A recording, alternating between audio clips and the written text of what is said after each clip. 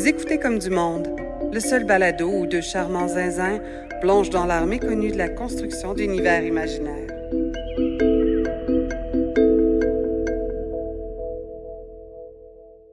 Salut Joël. Salut Julien. Hey, premier épisode Oui. de Comme du monde. Ah, c'est emballant tout ça. Ouais, j'ai pensé qu'on pourrait peut-être débuter ça en se présentant, en expliquant un peu on est qui, puis pourquoi on fait ça. Yes. Ouais. Tu veux que je commence, c'est ça? Je veux que tu commences, absolument. OK. Moi, je m'appelle Joël Martin, puis je fais du world building depuis très longtemps. C'est le sujet, je sais pas si tu le sais, mais on va parler de ça un moment donné, là. Ah oui. Genre pendant combien d'épisodes, je sais pas. Mais ouais, c'est une passion que j'ai, et puis c'est compliqué à expliquer à tout le monde pourquoi je fais ça, ou qu'est-ce que je fais, et qu'est-ce qui se passe quand je suis chez nous et je fais du world building. Mais oui, on va pouvoir rentrer dans le détail aujourd'hui de ça. Mais sinon, ben, je suis qui? Linguiste de formation, je travaille dans tout plein de domaines, un peu, vraiment, touche à tout, là, tu sais, je travaille en cinéma des fois, je travaille en enseignement, puis je fais de la musique. Toi aussi, tu fais de la musique. Ouais. Est-ce que tu peux me parler de t'es qui? Ouais. Moi, c'est Julien Lefort. Je suis enseignant de musique, musicien. C'est pas vraiment à cause de ce profil-là que je vais participer au podcast. Je pense que ma participation est plutôt motivée par le fait que je suis un rôliste, quelqu'un qui s'adonne dans ses temps libres aux jeux de rôle, Donjons Dragons, etc. Je suis aussi fasciné par la littérature. J'adore la science-fiction, la fantasy, que ce soit dans les jeux vidéo, les bandes dessinées. Mais oui, à chaque fois que j'ai parlé avec toi, d'ailleurs, juste le dire, là, on se connaît. C'est bizarre qu'on se présente parce que je te connais très bien, mais à chaque fois que je parle avec toi d'une œuvre ou quelque chose que t'as vu, que t'as lu, puis qui t'a marqué, t'es tellement passionné, là, tu vas m'en parler, puis là puis t'es tellement bon à communiquer ton enthousiasme de genre quelque chose que tu viens de lire ou que tu viens de voir ou un jeu vidéo que t'as joué, que genre c'est sûr que je vais tomber dedans. Fait que genre souvent t'es une de mes personnes ressources pour savoir hey, où est-ce que je peux trouver mon inspiration prochainement. Ah oui, je vais faire le truc que Julien m'a dit qui était écœurant. Nice. Ouais. Ben je vais essayer d'apporter cet enthousiasme-là à ce qu'on fait dans le podcast. Justement, pourquoi on fait un podcast au juste? On fait un podcast parce qu'on je sais pas, on a des affaires à dire. Ouais. Moi je trouve que le world building c'est quelque chose de compliqué à expliquer sur un coin de table rapidement à quelqu'un qui dit « Hein, de quoi? Qu'est-ce que t'as fait cette semaine? Je comprends pas. » Mais c'est justement l'avantage du format podcast. On va pouvoir plonger dedans complètement puis offrir aux gens qui s'intéressent vraiment là, un détail sur chacun des éléments. Puis nous-mêmes, je pense que ça va nous aider à s'orienter, à se cadrer dans une discipline de travail, puis dire comme aujourd'hui on traite tel aspect du world building, mais moi je vais beaucoup apprendre, puis en même temps ben on jase, puis tu sais je vais apprendre de ce que toi t'as fait comme recherche, je vais apprendre en faisant mes recherches, puis avec un peu de chance les gens qui nous écoutent aussi. Absolument, parce que dans le fond, ce qu'on va découvrir ensemble au fil des épisodes, c'est que le world building habite nos vies à nous deux. Puis on prend quand même une place importante. Comment on va structurer ça, j'imagine, en tout cas selon moi, c'est qu'on va aborder différents aspects du world building. Que ce soit des aspects très précis, des aspects un petit peu plus un peu plus vastes, comme je sais pas moi, la formation de continents ou l'apparition de la vie dans un monde fictif. Ouais. Puis des choses parfois qui vont être un petit peu plus précises, comme j'ai pas d'exemple qui me viennent en tête, mais Tu t'en donnes? Je t'en donne, absolument. Ben écoute, cette semaine j'ai travaillé un texte qui se passe dans un univers que j'ai créé, puis il y a un personnage qui a des objectifs. Elle a beaucoup d'ambition, puis elle a des objectifs personnels pour ce qu'elle veut accomplir.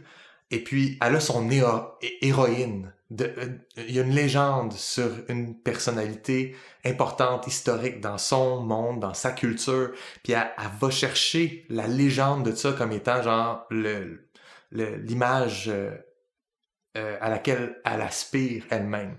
Fait que je pense que ça, c'est plus dans un niveau proche du personnage où tu peux faire du world building puis inventer une légende, mais la légende n'a pas d'importance par elle-même, elle a l'importance dans les yeux du personnage que tu es en train de créer. Fait que ça, c'est au niveau plus petit, là. Je pense que... Fait que toi, t'as un personnage que tu m'enseignes, ce personnage-là est fasciné par un autre personnage qui, qui existe en tant que légende, en tant qu'héroïne dans ton monde. Ouais, puis l'existence de cet autre personnage-là, on sait pas, tu sais, puis c'est peut-être pas pertinent non plus à mon histoire, si elle a vraiment existé ou non. Ce qui est important, c'est la légende est une inspiration pour ce personnage-là.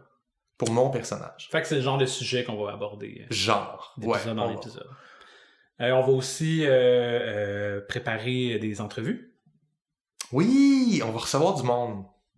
Tu veux t'en parler un peu? Ouais, on pourrait inviter biologistes, anthropologues, même des personnes qui se servent du world building dans leur vie à tous les jours, comme des auteurs, des autrices. Ouais, le but, c'est vraiment juste d'aller chercher des opinions externes, souvent pour des gens qui ont une certaine expertise ou une certaine expérience dans l'application du world building, puis de voir comment eux, ils le font, puis d'aller chercher leurs trucs, ou comment, si c'est quelqu'un que, comme tu dis un biologiste, mais quelqu'un qui peut nous apporter un peu de science pour infuser, pour injecter dans notre world building, puis dire « Ok, j'ai eu une idée de telle réalité, là, tel animal mystérieux, mettons, tu fais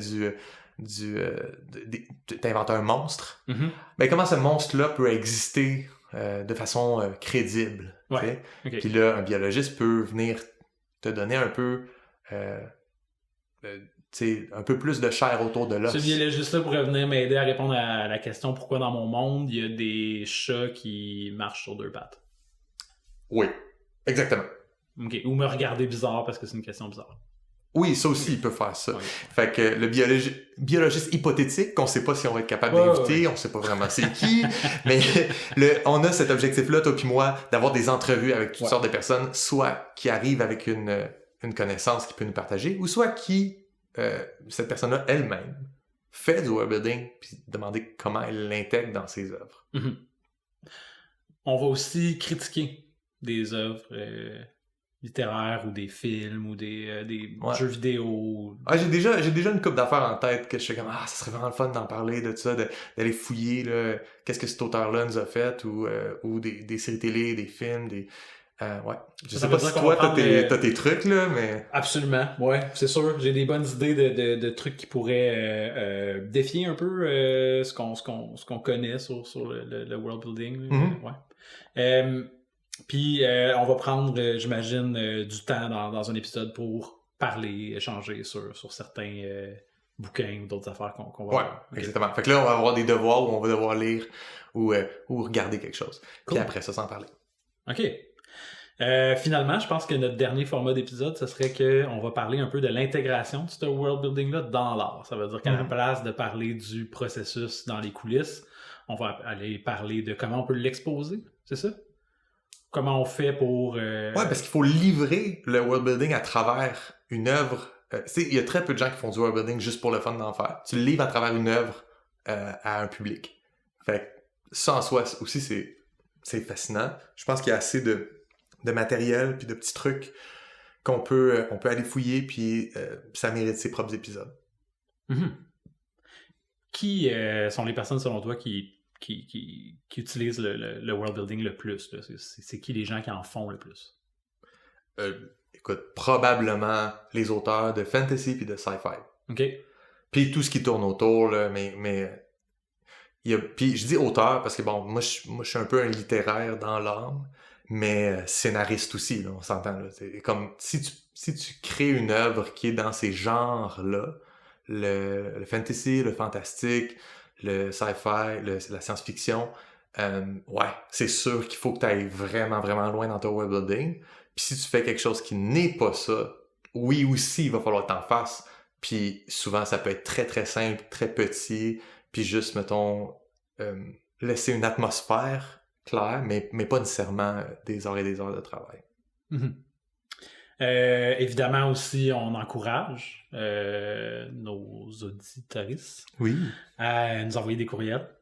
Oui, c'est ça. Ouais, on a une adresse courriel, c'est le comme du monde podcast @gmail.com. Nous envoyez vos idées, vos commentaires, les choses que vous voulez qu'on aborde dans le prochain épisode. On est super ouvert à faire ça. Puis aussi, si on s'est trompé quelque part, mais juste nous le dire. Si vous avez comme un bémol à nous donner sur une information, c'est sûr qu'on va se tromper tout le temps, parce que ça fait partie de la game du world building de tout le temps se tromper. Oui, c'est sûr. On va aussi encourager une participation sur Discord. On va avoir un canal Discord. Ouais. Puis finalement, le Patreon.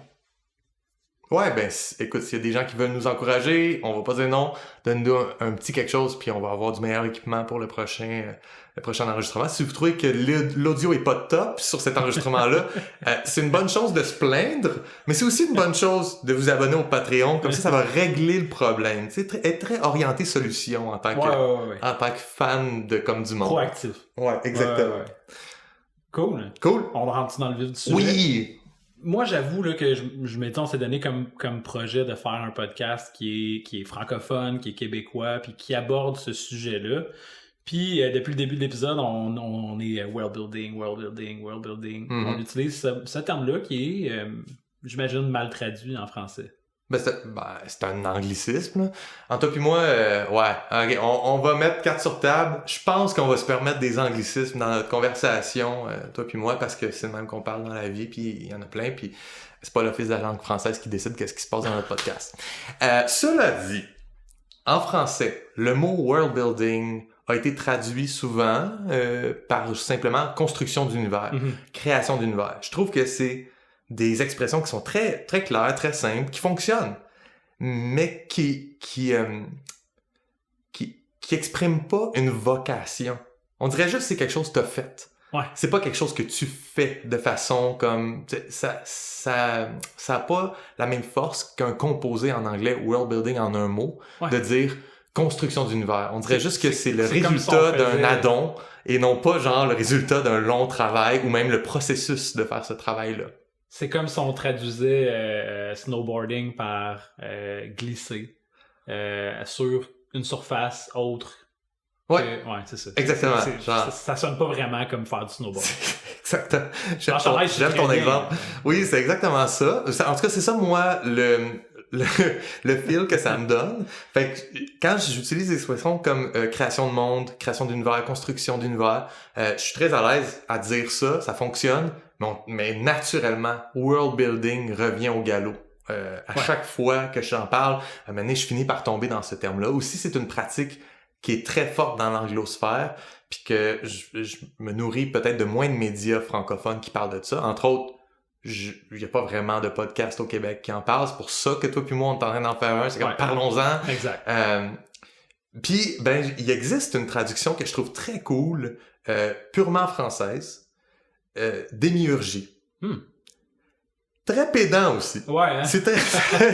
Non, mais ça sonne comme quelque chose, tu sais, que il faut que t'expliques le mot à quelqu'un puis que tu lui fasses comprendre qu'il est un peu cave de pas comprendre le mot déjà. Ouais. Fait que ça, il y a une autre raison de l'éviter. C'est pas parce que c'est pas world building fait pas du tout, parce que c'est exactement ce que c'est. T'sais. Si je parle à quelqu'un qui est pas bilingue, world building pose le même problème. La plupart des gens dans mes cercles sont bilingues, though. Tu sais, j'ai cette réalité-là que tout le monde va comprendre world building, puis personne va comprendre démiurgie, ou très peu de gens, puis c'est normal, c'est pas un mot, c'est un mot qui est composé à partir d'une racine latine ou grecque. Écoute, je suis pas assez bon en latin puis en grec pour le caler là, la démiurgie, je sais pas. Mais ça veut dire un démiurge, c'est un mot pour un créateur de monde, c'est un mot qui nous vient de la théologie puis qui parle vraiment de Dieu démiurge, tu sais, créateur de monde. Parce que faire du world building, c'est un peu comme jouer à Dieu. Oui, tu joues à Dieu dans ton salon. Exactement. Puis comme Dieu, tu prends des décisions un peu whack qui mènent à des conflits puis à des problèmes. OK. Ouais, je pense que je commence à comprendre. Comment on pourrait expliquer un peu mieux c'est quoi le world building? Comment on pourrait... Mais mettons toi, là, c'est quoi j'aime ça que tu me lances des comme Joël, explique tout. Non, Julien, pour toi, je ricochet. OK. C'est quoi pour toi le world building? OK, fait que moi dans le fond, je fais du world building surtout pour les jeux de rôle. Parce que quand t'es maître de jeu dans un jeu de rôle comme Donjon Dragon, il faut que tu inventes un endroit, un cadre où tes aventures vont prendre vie. Ouais. Moi, ça, c'est faire ses devoirs. C'est de travailler en prévision de ce qui va se passer à la table pendant qu'on joue pour que si à un moment donné je dois improviser, ben j'ai une certaine logique dans mon monde, j'ai répondu à des questions avant d'arriver à la table, ce qui font qu'au moment où je viens improviser, il y a une cohérence dans mon univers. Fait que je trouve que ça augmente beaucoup l'immersion des joueurs dans mon aventure s'ils sentent qu'il y a une certaine logique. Est-ce que les joueurs, des fois, ils vont te prendre au détour puis t'as pas prévu cette affaire-là? Ah, c'est sûrement déjà arrivé, absolument. Ouais. Ouais. Oui, puis un bon truc de maître de jeu serait si t'improvises une logique dans ton monde, d'en prendre note, puis après ça, d'essayer de rester cohérent avec. Là. Surtout si... De faire comme si ça avait toujours été là. Ben oui, c'est ça que j'avais préparé depuis le début. Mais ouais, c'est ça. Fait que je pense que pour moi, c'est une part de... Puis je dis pas ça parce que c'est plate, c'est fascinant faire du world building, c'est juste que c'est un peu une responsabilité de créateur de monde de faire des recherches dans certains domaines, dans certains exemples, les jours de la semaine. Dans mon monde où il n'y a pas de planète, où il n'y a pas le même système solaire, il n'y a pas la Lune, il n'y a pas Mars, il n'y a pas Mercure, ben là, je peux pas nommer mes jours de semaine, ben je peux le faire. Ou je peux inventer un système qui fait que, c'est ça, faut que tu fasses un choix à un moment donné. Dire c'est lundi, mardi, mercredi, puis on se comprend autour de la table de jeu. Ouais. Ou, hey les amis, dans mon monde, il n'y a pas la lune, mais il y a tel autre astre, puis ça prend le nom de telle journée, puis là, mais t'imposes des devoirs à tes joueurs de mémorisation, puis de choses comme ça. Fait qu'il faudrait peut-être que ça paye un moment donné, genre, pour les joueurs. Ouais. Mais ça m'est déjà arrivé, par contre, d'avoir des joueurs qui font de l'excellent roleplay sous feu de l'action. Là, ils vont se mettre à sortir des éléments de mon cadre, de mon univers, qui ont retenu parce que je suis cohérent, parce que depuis le début de l'aventure, c'est ça qui se passe. Puis, fait que là, ils vont être dans une conversation avec un personnage non joueur, un personnage qui est pas un des joueurs à table, quelqu'un avec qui les joueurs peuvent interagir. Puis là, ils vont commencer à nommer des dieux du Panthéon ou des villes qui sont ailleurs dans le monde ou des... Fait que ça permet de créer, c'est ça. Je pense que ça améliore l'immersion des joueurs, puis ça paye en bout de ligne quand les joueurs sortent des choses comme ça à la fin. Là. Fait que c'est ça pour moi le world building, c'est de faire ses devoirs puis de venir construire un cadre qui est cohérent autour de ton aventure. Puis c'est drôle parce que tu parles du côté improvisation, puis après ça t'as pris une note, puis ça devient cohérent, puis ça devient canon, tu sais, une fois que ça a été dit autour de la table de jeu. Ouais. Puis ça, c'est quelque chose que je trouve intéressant. Puis on en a pas parlé toi puis moi, mais j'avais en tête un truc que je me rappelle plus où j'avais vu ça, mais c'était Tale Foundry, qui est une chaîne YouTube, je pense, ou un blog, qui l'avait comme... je me rappelle que j'avais vu ça dans un de leurs vidéos, je pense. Puis c'était les 3 F du design. Free Design, Fixed Design, Found Design. Puis je trouvais ça intéressant comme perspective sur la création du monde, de dire que soit tu crées en tant qu'auteur et c'est fixe, ça veut dire tu dis, ben c'est ça qui est ça, puis là, l'un découle de l'autre. Fait que quand tu as créé la planète, après ça, tu peux créer les saisons. Tu sais.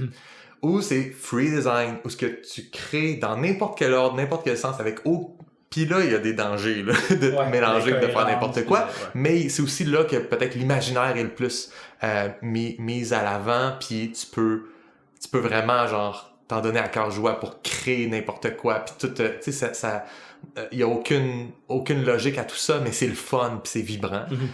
Le troisième que je trouve intéressant, c'est le found design. Puis c'est ça qu'on trouve dans des jeux de rôle, où ce que il y a des affaires que le maître de jeu a pas prévu, que les joueurs ont pas prévu, mais qui apparaissent à la table de jeu. Puis ça me fait beaucoup penser à du gameplay émergent dans des jeux vidéo là.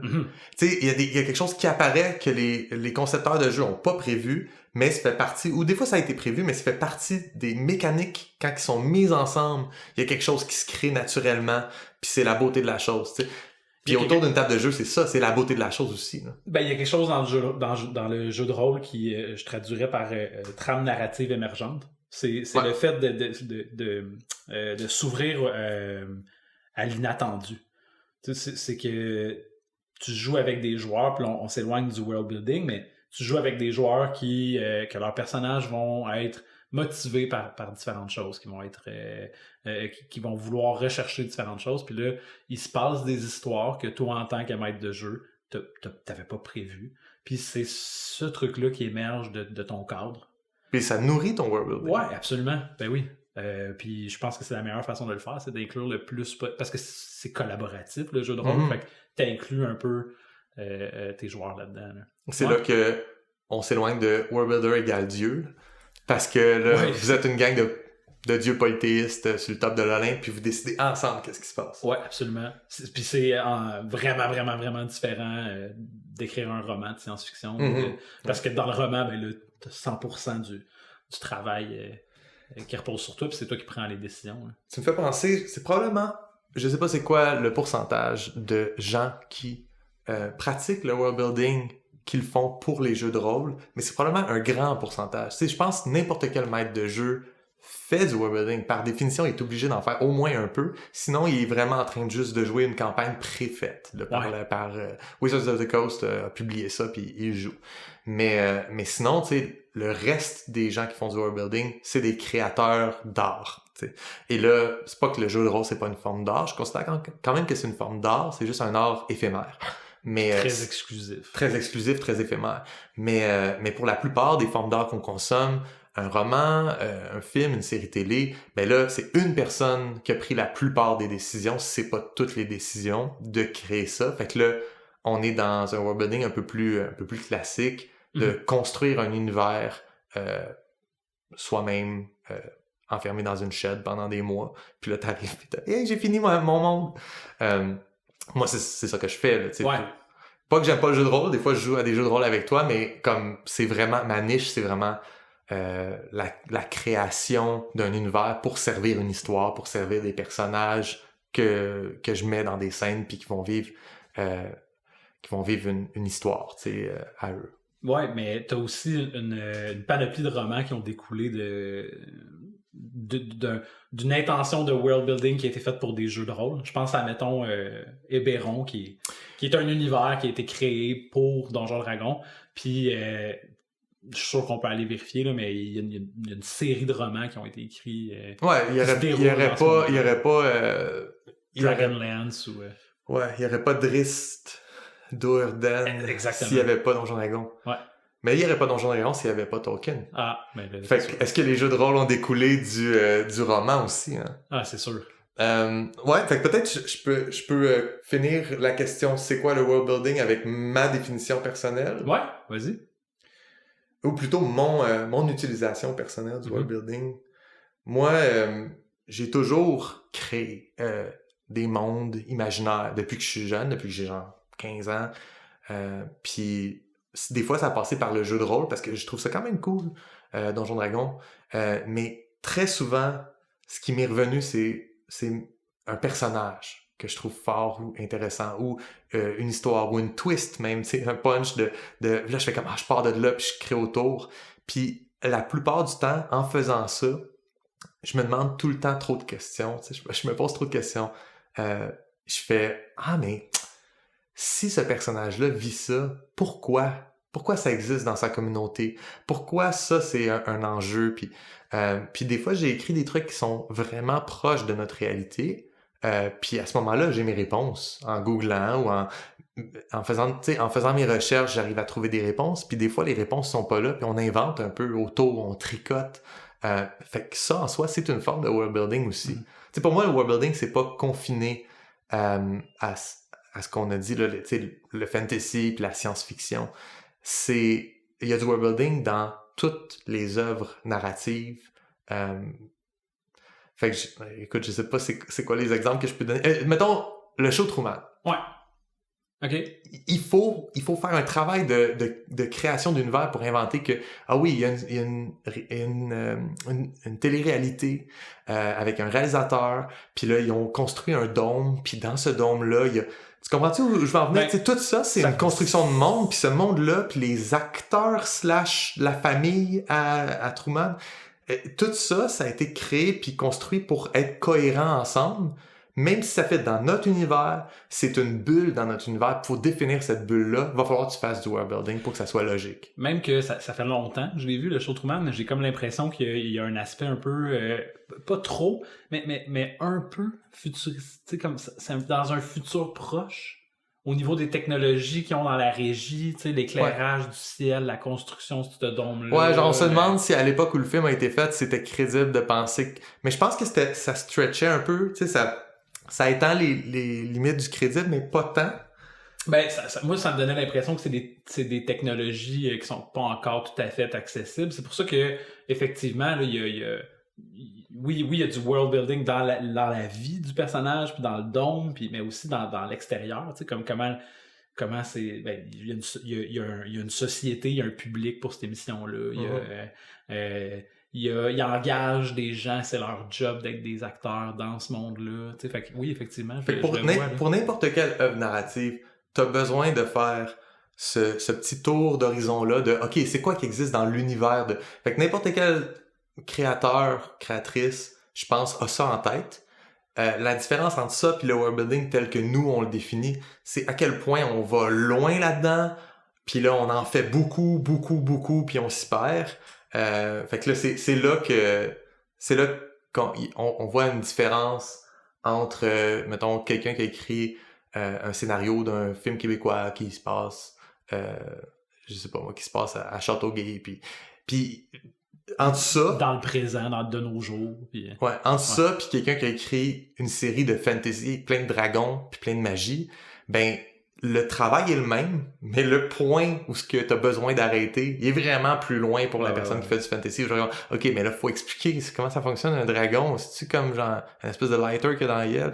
Ouais. C'est quoi le système de magie? Je suis capable de l'expliquer. Fait que ça, c'est la question du world building quand tu veux aller en profondeur. Puis pour la science-fiction, le fantasy et ce qui tourne autour de ça. Fait que, on en parlera un peu, là, mais tu sais, si tu fais du fantastique aussi, plus classique, t'as aussi besoin de te poser ces questions-là, ou du merveilleux, tu sais, quand quand t'es Charles Perrault pis t'écris un conte, tu fais ces choix-là aussi. Mm-hmm. C'est pas obligé que t'es en train de faire Star Trek pour se poser ces questions-là. Ça se peut que ce soit dans un univers féerique et magique, mais tu prends quand même des décisions. Puis ça peut aussi être juste dans notre monde à nous, puis être soit juste un élément du monde qui est pas bien défini, puis que toi tu décides et tu définis, comme je parlais le show Truman, ou ça peut être de la magie puis des choses mystérieuses surimposées à notre monde, comme l'œuvre de Dresden Files ou ouais, Dresden Files, comme Harry Potter, comme l'œuvre de Anne Rice. Ouais.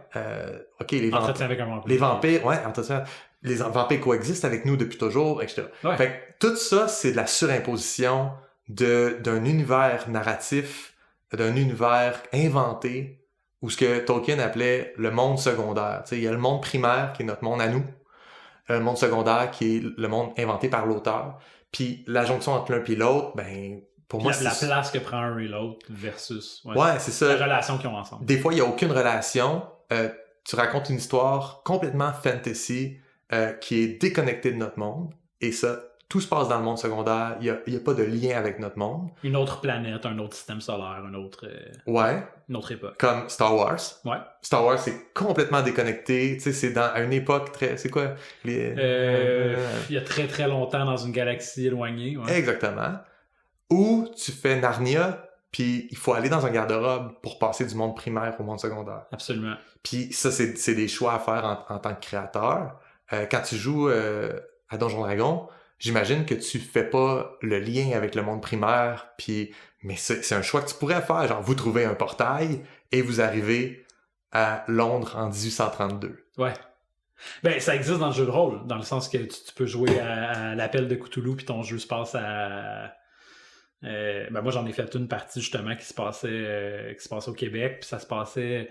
en fait, c'était pas encore le Québec, là, on parlait de Bas-Canada. Ouais. Puis ça nous avait amené les joueurs à faire des recherches parce que bon, moi je voulais faire un personnage qui était qui était un mineur, qui était spécialisé qui travaillait dans les mines, là, tu sais. Okay. Fait que là, qu'il y a un mineur, il est où au Québec à cette époque-là? Ouais. Il vient de où? Où est-ce qu'on va chercher un travailleur, tu sais, puis où est-ce que... Fait que, il y a eu... s'il est dans la quarantaine, ben nécessairement, il a vécu tel ou tel conflit. Mm-hmm. Est-ce qu'il est allé à la guerre? Est-ce que... Il faut que tu connaisses ce contexte-là dans lequel va se passer l'histoire. Soit que c'est une histoire trouvée en jeu, ou soit c'est une histoire écrite et conçue de toutes pièces de façon méticuleuse par un auteur. Mais ce que tu cherches, c'est un contexte pour placer une scène. Là, ça m'amène à Robert McKee. Je t'avais parlé de Robert McKee. Ouais, mais... Comme un espèce de gourou de la scénarisation qui a écrit Live Story. Puis, écoute, j'en prends puis j'en laisse, là, mais je me rappelle il apporte l'idée de c'est quoi un setting, c'est quoi un cadre narratif, c'est quoi un contexte narratif. Puis c'est vraiment d'avoir un lieu, une époque, mais aussi comme il y a un conflit qui est en cours, puis d'avoir une durée sur laquelle se passe l'histoire. Puis là, tu plugues tes personnages puis ta scène à travers ça.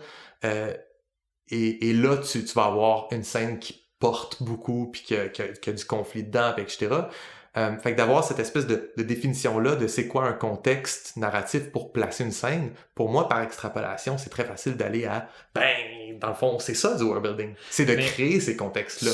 Quand McKee le propose, est-ce qu'il spécifiquement, il parle d'un endroit réel, une époque réelle, puis un conflit historique? Non, je veux dire, ça peut être inventé de toutes pièces. Ça peut être réel. Tu peux dire genre dans Le Parrain, genre de Godfather, t'as New York, c'est ça, dans les années 40, puis c'est la guerre vient de finir, Michael Corleone arrive, etc. Ça, c'est ton contexte. Ouais. Puis faut que tu fasses du travail de world building, tu sais, où ce que les bumpers des chars sont en bois dans Godfather parce que c'est tough d'importer du métal pendant la guerre. Tu sais, pas d'importer, mais d'utiliser le métal. Le métal est tout envoyé pour faire des balles. Fait que dans le film de Coppola, tu vois les bumpers des chars en bois. Sauf que ça m'apparaît plus un travail de world building. Recherche que du c'est world exactement, building. c'est de la recherche, c'est pas du world building, excuse-moi, ça serait du world finding. Ouais. mais ça reste que ça, c'est comme une version de ça qui est ultra vraie, ultra précise sur notre monde à nous. Tu peux faire le même effort pour un monde complètement inventé de toutes pièces, tu sais. Un lieu, une époque, un conflit. Puis là, fait que t'inventes un lieu, tu travailles sur ta géographie de ton monde inventé. T'inventes une époque, tu travailles sur le timeline, sur peut-être les dynasties au pouvoir. Le conflit, ok, il y a plusieurs peuples qui sont en contact, puis les civilisations arrivent, puis il y a soit un conflit entre les civilisations qui est comme sous-jacent, tu sais, ou peut-être que le conflit, c'est qu'il y a genre je sais pas, un volcan qui va arriver en éruption dans les prochaines années, puis pendant qu'il se passe quelque chose dans la ville, il y a un volcan qui va... Tu sais, tu vas avoir une situation de conflit, et là, tu peux mettre des scènes en place. Ça m'apparaît comme les 3 couleurs primaires, tu sais. C'est comme ça te prend ces 3 choses-là, mais tu peux faire comme tellement plus. Ouais. Oui. Puis il est là le fun. Sinon... Si c'était juste de prendre ces éléments-là puis de les plugger dans ton histoire puis ça arrête là, il y aurait pas de plaisir puis j'aurais pas fait ça pendant 20 ans. Fait que, mettons, les terres du milieu, le 2e âge, le 3e âge. Ouh, tu connais ton Seigneur des Anneaux? Puis le conflit, ce serait le retour de l'influence de Sauron. Ouais. Dans le 2e âge, c'est vraiment... on va rentrer dans Lord of the Rings. Dans le 2e âge, c'est vraiment l'influence de Sauron sur le peuple Núménorien parce que eux se détournent des dieux qui leur a tout donné. Tu sais, les dieux leur ont tout donné aux Núménoriens, qui est un peuple qui habite sur une île en plein milieu de l'océan, un peu l'Atlantis de Tolkien. Puis les dieux leur ont tout donné, les elfes ont une belle amitié, etc. Mais les humains ont de plus en plus d'orgueil. Et là, ils finissent par genre complètement se déconnecter, puis dire comme mais qu'est-ce que vous avez de tant mieux que nous autres? Pourquoi vous êtes immortels puis nous on n'est pas, etc. Puis tu peux sentir l'influence que Sauron est parmi leurs rangs. Sauron est en train de créer la menace. Fait que là, c'est un conflit qui dure pendant vraiment des générations, puis à un moment donné, ça mène à quelque chose qui pète. T'sais. Fait que Tolkien était vraiment en train de nager 100% dans le world building, tandis que Coppola faisait vraiment comme plus un travail de recherche puis d'acuité historique, mettons. Ouais. Okay. Je sais pas si c'est Coppola ou Mario Puzo ou n'importe qui d'autre sur l'équipe, là. Je veux ouais. pas dire que c'est tout Coppola, je connais pas assez bien ces gens-là. Ouais, ok.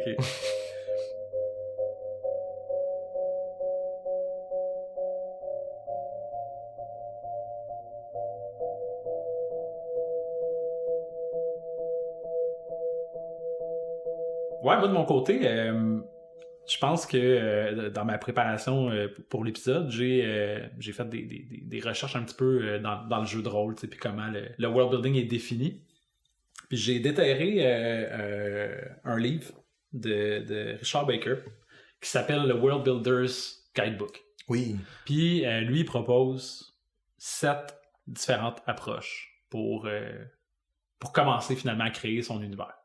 Je vais te les énumérer, je vais t'expliquer un petit peu comment ça fonctionne. Puis moi, je me suis rendu compte en lisant son livre que finalement, je me retrouvais comme à me promener entre les 7 puis à y aller avec ce que je trouvais le plus inspirant. Mm-hmm. Sa première, c'est l'approche qu'il appelle macroscopique. J'imagine que tu sais c'est quoi, juste avec le mot, là, c'est qu'on va commencer avec qu'est-ce qui englobe ta création, qu'est-ce qui est le plus large dans ta création, puis tu vas affiner tranquillement ce que tu fais.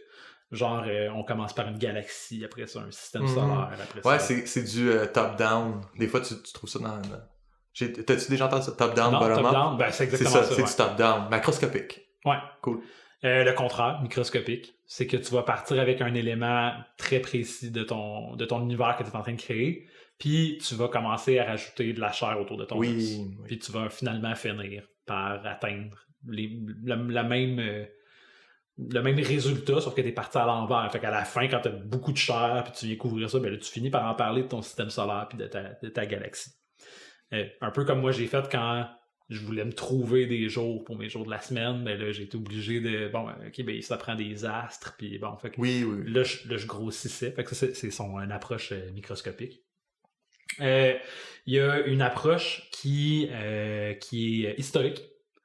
Exemple, tu es très inspiré par le Japon féodal, mettons. Tu crées ton univers autour de ça, puis c'est vraiment en gardant ça en tête que tu vas créer ton univers.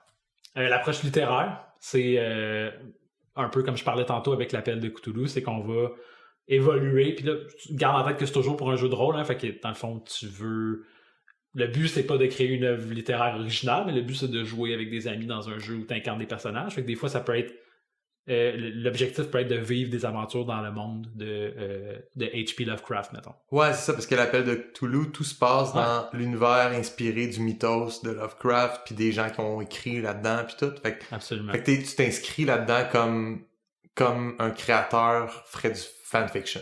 Ouais, puis dans le livre, le manuel des règles, ben t'as des pistes pour comment créer une aventure selon le mythe de Cthulhu, comment créer des entités cosmiques anciennes qui sont toujours là puis qui sont comme une genre de fatalité.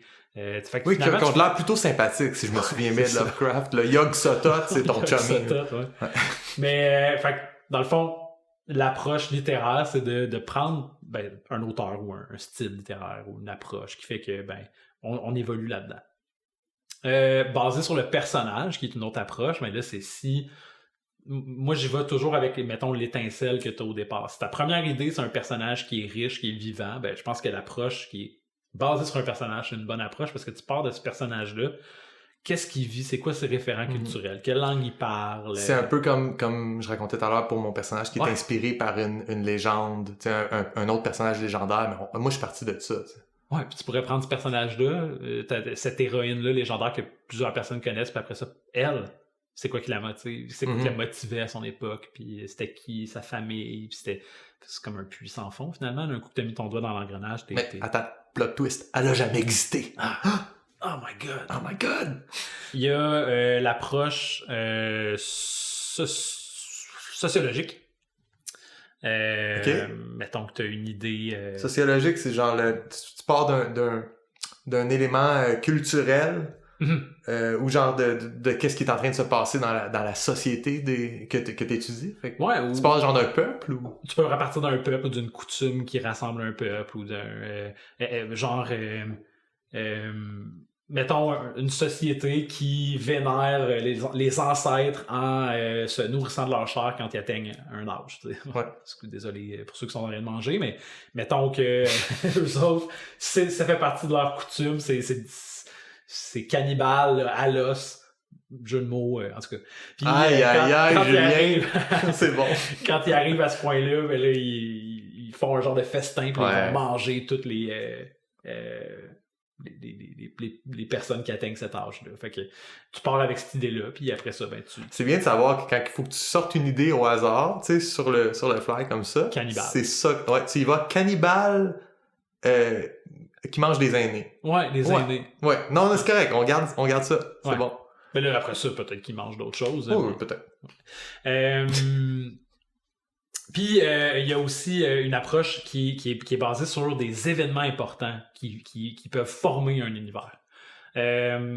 Souvent, dans les mondes qui sont post-apocalyptiques, on va avoir un événement qui va avoir mené à la fin du monde. Mm-hmm. Puis là, après ça, on va construire tout autour de ça. C'est un petit peu aussi le snap dans... Dans le MCU? Exactement. Ouais, le bleep. Ouais, le bleep, c'est ça. Fait que ce serait comme un événement qui... Ben, c'est sûr que... Tout bascule quand ça, c'est-à-dire la franchise devient plate. Ouais, c'est ça. Ouais, cool. Exactement. Idéalement, non. Mais, OK. C'est basé sur l'événement qu'ils ont décidé, à partir de maintenant, là, on va écrire des mauvais scénarios. Ouais. Mais non, fait que si toi, au départ, t'as une idée, t'es comme, ben moi, dans mon monde, la Lune a disparu. Tu pars de ça. Comment les gens réagissent à ça, qu'est-ce qui découle de ça. Fait que c'est vraiment basé sur un événement. Puis avec cette approche-là, je pense qu'il y a quand même... T'as beaucoup de jeux pour te promener. Quand t'es inspiré par quelque chose qui est macro, quand t'es plus là, ben, tu peux aller vers le micro, tu peux travailler tes personnages. Mais c'est intéressant, j'aime ce que tu viens de nommer comme exemple, la Lune a disparu. C'est le genre d'affaire que tu peux choisir d'aller dans OK, comment ça affecte les loups-garous, puis là t'es vraiment all-in dans tout ce qui est fantastique puis imaginaire, ou tu peux décider de dire ben comment ça affecte les marées, puis comment genre la vie d'un navigateur ou d'un batelier devient complètement différente, ou comment ça affecte les cycles menstruels. Tu sais, tu peux aller dans quelque chose de vraiment plus collé sur le banal, puis créer un autre type d'œuvre complètement à partir de ça. Tu sais. Mais dans tout ce on pourrait faire un épisode sur la Lune disparue. Ouais. Toi et moi, là, dans le podcast? Ouais, faisons ça. Mais tu sais que, genre, dans tout ce que tu as décrit, on dirait que les deux premiers, le macroscopique puis le microscopique, pour moi, parlent beaucoup de... On dirait que les autres, c'est comme des façons d'avoir des flashs, d'avoir des petits moments d'inspiration. Garde en tête que c'est vraiment jeu de rôle. Ouais. Mais dans mon expérience de worldbuilding, on dirait que soit je suis parti de la base, puis je dis OK, bon, ben on travaille du très grand vers le très petit, puis on essaye de tout faire, puis tu sais c'est un peu du travail de manœuvre à certains moments un peu difficile, puis je suis obligé de passer par-dessus puis de dire ben je connais pas assez ça moi je sais pas moi les orbites. Fait que genre juste skipper par-dessus, je connais pas bien ça, puis on va aller tout de suite à aller plus proche du, tu sais, zoom in. Puis des fois, ben je travaille en microscopique, puis je fais comme, OK, mais là, je pars de là, mais j'irai vers le plus grand parce que je me pose des questions sur d'où vient ce personnage-là, c'est quoi sa culture, c'est quoi les rituels normaux dans sa maison. Y a-t-il un hôtel à un dieu local? Ou est-ce que dans sa maison, il y a rien de ça parce qu'il y a un temple au coin de la rue? Ou est-ce qu'il y a pas de religion dans ça? Tu sais, fait que je me pose ces questions-là, fait que là, je vais créer la religion environnante. Fait qu'on dirait que je suis tout le temps dans le macroscopique ou dans le microscopique ou hybride, parce qu'au final, c'est hybride mon affaire, parce que je fais tout le temps un peu des deux. Tandis que toutes les autres, je les ai vécues, je pense, en création, mais tout le temps, comme j'ai eu un flash, puis là, je suis parti de ce flash-là. Mais c'est pas mon processus naturel quand je m'assois le matin puis je décide que je fais du worldbuilding. Ouais, je pense que littéraire puis historique, c'est tassé parce que dans le fond, soit tu t'inspires de l'œuvre de quelqu'un d'autre, soit tu t'inspires d'un événement ou d'une époque. D'une époque ou d'un quelque chose qui existe dans notre histoire. Ouais. Les autres se positionnent à quelque part dans tout ton spectre qui est macro ou micro. Ouais. C'est que tu commences par le petit dans ton monde, que tu commences par le gros, ben là-dedans, à un moment donné, t'arrives à tes personnages. Là-dedans, à un moment donné, t'arrives à un événement marquant dans ton univers. Là-dedans, tu sais, ça fait partie de ça. Fait qu'effectivement, macro, micro, c'est vraiment les deux méthodes que finalement tu vas te retrouver à utiliser. Là. Puis après ça, il y a toute une autre question de qu'est-ce que tu livres au public. Parce que tu peux créer, puis après ça, juste laisser sous-entendre au public que ça existe. Mm-hmm. Puis tu peux même, tu sais, juste fudger, là, le faire à moitié, puis couper les coins ronds, puis le public, après ça, n'y voit que du feu parce que t'as juste laissé des petits indices.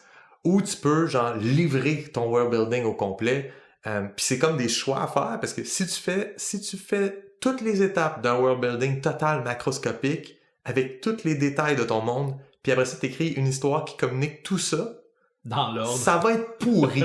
Genre, ça va être illisible ou ça va être impossible à regarder, ça va être plate à mort. Ce que tu veux, c'est donner au compte-gouttes à des moments où c'est pertinent pour ce que les personnages vivent, Fait que, il y a tout ce choix-là aussi de livraison au public, qui pour moi est aussi important que le world building lui-même. C'est quoi le world building que j'ai fait? Ok, cool. Maintenant, qu'est-ce qui passe au travers du filtre, puis qui se rend à mon public? Puis qu'est-ce qui reste caché? Puis moi, je suis un grand fan de Tolkien, je m'en cache pas. Puis Tolkien avait un truc qu'il avait écrit dans une de ses lettres à C.S. Lewis, le gars qui a fait Narnia, où ce qui parle du fait qu'il va jamais sortir le Silmarillion de son vivant, puis ça ne l'intéresse pas. Et il aime ça construire le Silmarillion, qui était genre, je sais pas si c'est quoi le Silmarillion? Ouais, un peu, là. C'est comme un genre de chronique d'événements historiques dans son univers. Ouais, c'est genre l'histoire du monde. Fait en gros, c'est son world building.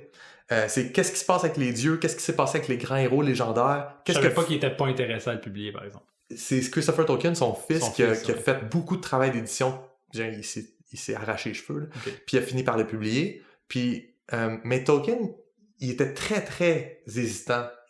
Il voulait pas le publier parce que il disait, je veux que le public ait le même feel que Frodon par rapport à ces histoires-là. Mm-hmm. Qui voit au loin une tour mystérieuse érigée par un peuple ancestral, pas que le public vive le moment où ce peuple ancestral-là a construit la tour. Ouais. Il voulait préserver du mystère dans son monde secondaire pour qu'il y ait plusieurs strates de monde secondaire. Un monde secondaire offert, genre Frodon et sa vie, puis un monde secondaire occulté.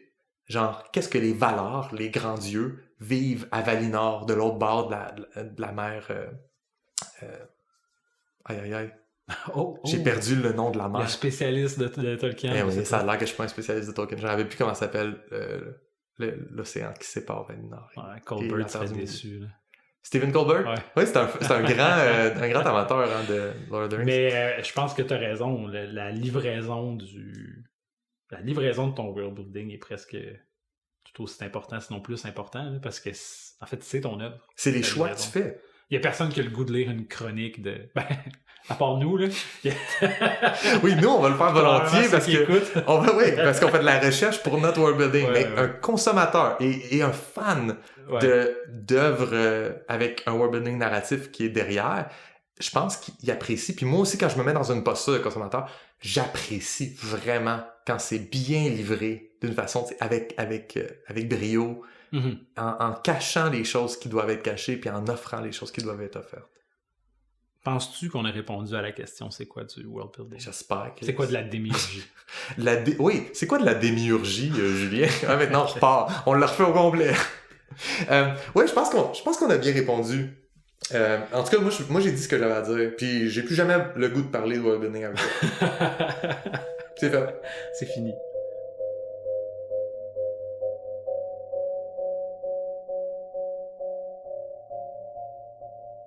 Hey, j'aimerais ça qu'on se parle un peu de sur quoi on travaille, pourquoi on utilise le world building dans notre vie de tous les jours, parce que manifestement il y a un objectif de livraison. Oui, mais oui. Ah, puis tu sais, j'en fais du world building, puis je sais que t'en fais, puis on en a parlé un peu, mais peut-être qu'on peut parler de ce qu'on a l'intention de faire dans le cadre du podcast. Ouais, exact.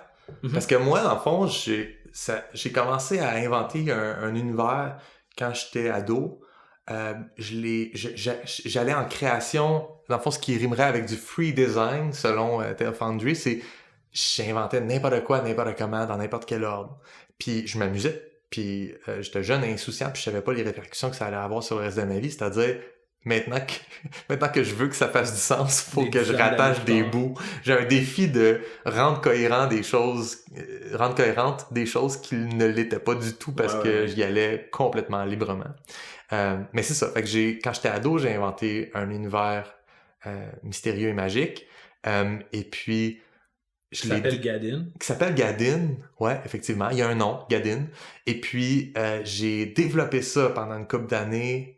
Je m'amusais beaucoup. J'ai écrit des histoires qui se passaient dans ce monde-là qui sont extrêmement mal écrites. Comme vraiment, t'as-tu déjà lu un texte original de Gadin?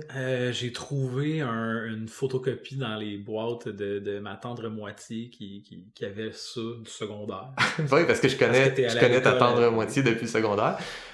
Puis pauvre elle, c'était qu'est-ce qu'elle fait avec ça? Je sais pas, elle avait ça dans une boîte. C'était insupportable, chez ses parents. Ouais. Mais en tout respect, là, c'était très bien pour l'âge que t'avais, je pense.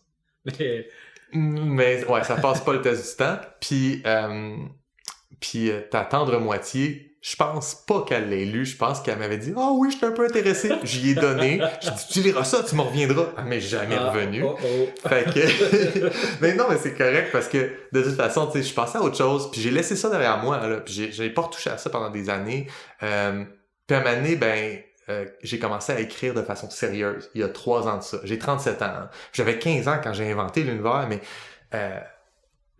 quand la pandémie a frappé, on est en 2023, juste le dire, parce que c'est un podcast, avec le format, ça se peut que quelqu'un l'écoute dans le futur lointain. Mais il y a 3 ans, il y a eu une pandémie de COVID. Ça dit quelque chose? Oui, là on est dans l'approche par événement. Ouais. On est dans l'approche par événement. Oui, merci Richard Baker. Mais c'est ça, puis je savais pas quoi faire de mon temps, puis j'ai décidé que je m'assoyais, puis j'écrivais mais de façon sérieuse pour une fois. Puis plutôt qu'écrire un truc dans un univers fantasy, j'ai écrit quelque chose de collé sur ma réalité. J'ai décidé je racontais une histoire qui m'appartenait de mon passé. Fait que j'ai commencé à écrire de l'autofiction. Donc un mélange d'autobiographie avec des éléments fictifs. Puis ça a super bien été. J'ai full aimé ce que je faisais. Mais comme je racontais quelque chose qui se passait quand j'étais ado, qu'est-ce que je faisais quand j'étais ado? Je faisais du world building puis j'inventais Gadin, mon univers fantasy. Fait qu'il a fallu que je l'inclue dans mon écriture actuelle. Fait que là, en ce moment, mon roman va être publié à l'hiver. Yay! Bravo. Merci. Et puis, premier roman, autofiction, ça se passe quand je suis ado, puis j'ai 19-20 ans, puis, tu sais, ça se promène entre 15 puis 20 ans. Mais à toute cette époque-là, j'inventais mon univers de Gadin, et donc, il a fallu que je commence à retomber dans le world building pour rendre le world building que le personnage principal fait crédible. Fait que je suis une mise en abîme de world building, mais ça fait qu'au final, j'ai passé les 3 dernières années à en faire, mais à côté, tu sais. Puis, ce que tu vas nous proposer dans le podcast, parce qu'on va pouvoir analyser un peu ou regarder ensemble ton world building, comment ça se déroule, est-ce que c'est seulement ton monde secondaire, c'est seulement Gadin? Oui. Okay. Oui, parce que je veux qu'on aille là-dedans, fait qu'on va all-in dans le côté fantasy. Il y a un aspect méta qui est possible qui apparaisse de temps en temps, c'est-à-dire théoriquement, c'est pas moi qui fais le world building, c'est mon personnage. Ouais. Fait qu'il y a des choix que je fais, que je me dis, moi, je ferai un choix différent. Mais le personnage que j'ai créé pour mon roman, lui, il ferait ce choix-là. Fait que ça va loin, là. C'est pas obligé d'être ça, du world building. Moi, j'ai décidé que j'allais là.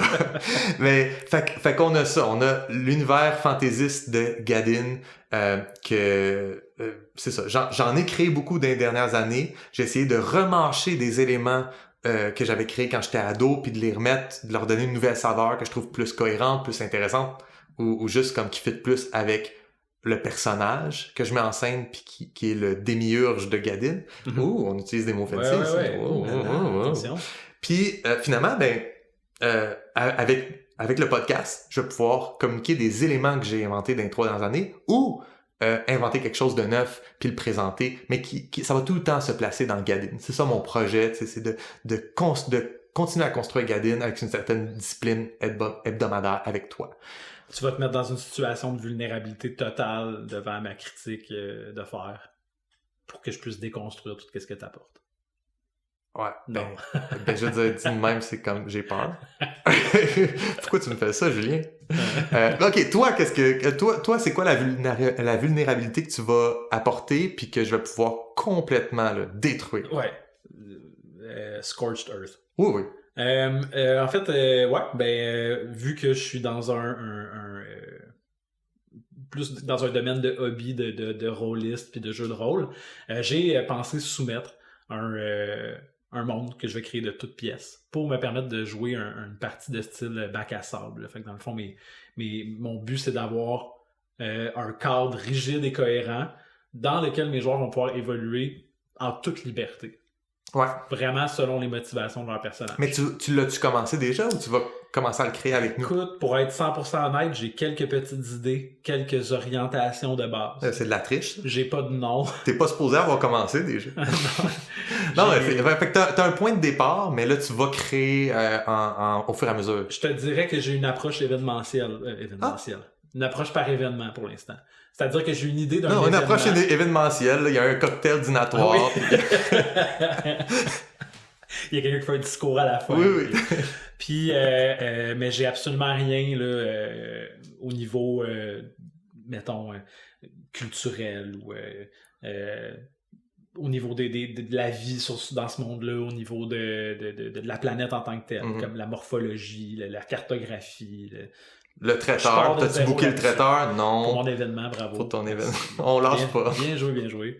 Oui, fait qu'il y a des éléments que t'as pas encore décidé du tout, puis tu vas les décider au fur et à mesure qu'on travaille ensemble. Puis toi, t'as décidé d'y aller à l'aveuglette. Fait que dans le fond, je te communique rien d'autre que ce que je dis ici sur Oui, c'est ça. C'est ça qu'on a décidé, toi et moi, ensemble, qu'à travers le podcast, ces choses-là, on allait se communiquer la journée même. 5 minutes avant d'enregistrer, on part, ok, let's go. Puis on se donne... Parce que facilement, hors du podcast, je pourrais demander conseil, puis je pourrais le travailler, mais on va s'éviter ça pour essayer d'avoir la réponse la plus... authentique. Puis, mais aussi comme... comme ça, naturellement, genre, qu'est-ce qui sort souvent, c'est du meilleur stock que si on avait préparé une réponse, etc. Là. Fait que je tenais vraiment à ce qu'on le procède comme ça. Aussi, le matériel de Gadin que je vais te livrer, je vais faire un peu exprès pour que ça soit surtout des éléments que tu connais pas déjà. Je sais que tu connais déjà un peu mon univers, un peu, mais je vais essayer d'en livrer là, qui te dit rien ou que t'es vraiment pas au courant. Comme ça, tu vas pouvoir avoir une réaction naturelle sur le vif. Ouais. Hey, ça va être cool pour vrai. Très excitant. Très excitant. Ouais, j'ai déjà hâte au prochain épisode pour qu'on puisse entrer dans le prochain épisode, on sait même pas encore de quoi qu'on parle, mais oui, ça va sortir bientôt. On va essayer de se faire ça une fois par semaine, pour toujours. C'est ça qu'on avait dit, hein, pour toujours. Pour toujours. Je pense qu'on voulait faire ça jusqu'à la fin des temps qu'on a dit. Jusqu'à ce que les micros existent plus. Je sais pas si ça va arriver un moment donné, mais il faut... Plusieurs milliers d'épisodes. Plusieurs milliers. Yes! C'était un plaisir, Joël. C'était un plaisir, Julien. Ouais. À la semaine prochaine. À la semaine prochaine. Comme du monde, un balado signé Joël Martin et Julien Lefort. Écrivez-nous au comedumondepodcast@gmail.com. Participez à la conversation sur Discord.